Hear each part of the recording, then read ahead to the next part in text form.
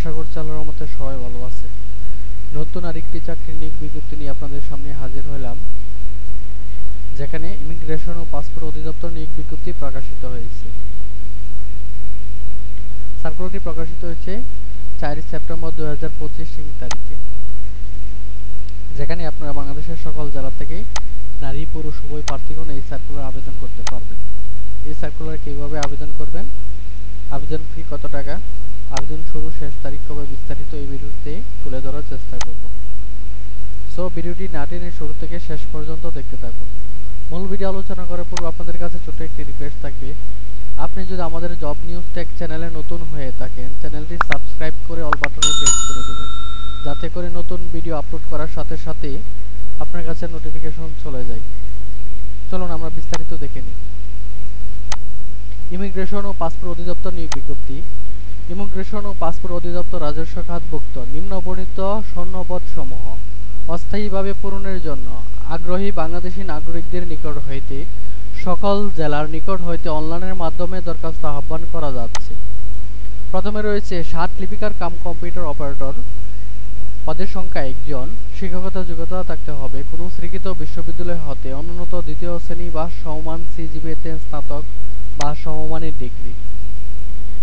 কম্পিউটারে ব্যবহারে দক্ষতা থাকতে হবে। স্বাক্ষরলিপিতে সর্বনিম্ন গতি প্রতি মিনিটে বাংলা ও ইংরেজিতে যথাক্রমে 50 ও 80 শব্দের গতি থাকতে হবে।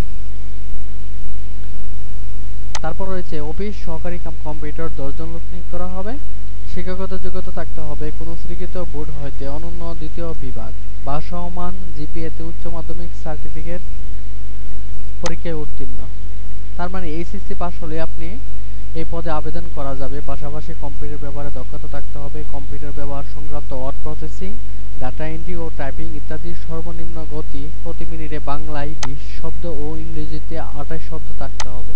এরপর রয়েছে অ্যাসিস্ট্যান্ট অ্যাকাউন্ট 9 জন লোক নিয়োগ করা হবে। শিক্ষাগত যোগ্যতা থাকতে হবে কোনো স্বীকৃত বিশ্ববিদ্যালয় হতে বাণিজ্য বিভাগে স্নাতক, পাশাপাশি কম্পিউটার চালানোর দক্ষতা থাকতে হবে। এরপর রয়েছে রেকর্ড কিপার 2 জন লোক নিয়োগ করা হবে। শিক্ষাগত যোগ্যতা থাকতে হবে কোনো স্বীকৃত বিশ্ববিদ্যালয় হতে অনূন্যত স্নাতক বা সমমান ডিগ্রি এবং কম্পিউটার চালানোর দক্ষতা থাকতে হবে। এরপর রয়েছে ডাটা এন্ট্রি কন্ট্রোল অপারেটর 4 জন লোক নিয়োগ করা হবে। শিক্ষাগত যোগ্যতা থাকতে হবে কোনো স্বীকৃত বোর্ড হইতে অনন্য উচ্চ মাধ্যমিক সার্টিফিকেট বা সমমান পরীক্ষা উত্তীর্ণ। আপনি যদি এইচএসসি পাস হয়ে থাকেন তাহলে এই পদে আবেদন করা যাবে, তবে বিজ্ঞান বিভাগ হইতে উত্তীর্ণ প্রার্থীদের অগ্রাধিকার দেওয়া হবে। তারপর রয়েছে সর্বশেষ যে পোস্টটি রয়েছে ক্যাশ সহকার 1 জন লোক নিয়োগ করা হবে। শিক্ষাগত যোগ্যতা থাকতে হবে কোনো স্বীকৃত বোর্ড হইতে অনন্য মাধ্যমিক স্কুল সার্টিফিকেট বা সমমান পরীক্ষা উত্তীর্ণ। এই সকল পদের ক্ষেত্রে প্রার্থীর বয়স হতে হবে 18 থেকে 32 বছর। আবেদনের নিয়মাবলী আপনারা কিভাবে আবেদন করবেন, এখানে যে দেখতে পাচ্ছেন একটি লিঙ্ক dip.teletalk.com.bd, উক্ত ওয়েবসাইটে গিয়ে আপনাকে আবেদন সাবমিট করতে হবে। আবেদন শুরুর তারিখ হচ্ছে 14/9/2025 সকাল 10 ঘটিকা হতে আবেদনের শেষ তারিখ 5/10/2025 বিকাল 5 ঘটিকা পর্যন্ত। উক্ত সময়সীমার মধ্যে আপনাকে আবেদন করে ফেলতে হবে। আবেদনের জন্য প্রয়োজন হবে 1 কপি ছবি ও 1 কপি সিগনেচার। সিগনেচারের মাপ হতে হবে 300x80 পিক্সেল ও ছবির মাপ হতে হবে 300x300 পিক্সেল। পরীক্ষার ফি কত টাকা প্রদান করতে হবে, এখানে যে দেখতে পাচ্ছেন 1 হতে 5 নং ক্রমিকের জন্য পরীক্ষার ফি বা টেলিটক 112 টাকা। 6 নং পদের ক্ষেত্রে টেলিটক 456 টাকা প্রদান করতে হবে, যা আবেদন সাবমিট করার পর 72 ঘন্টার মধ্যে টেলিটক সিমের মাধ্যমে প্রেরণ করতে হবে।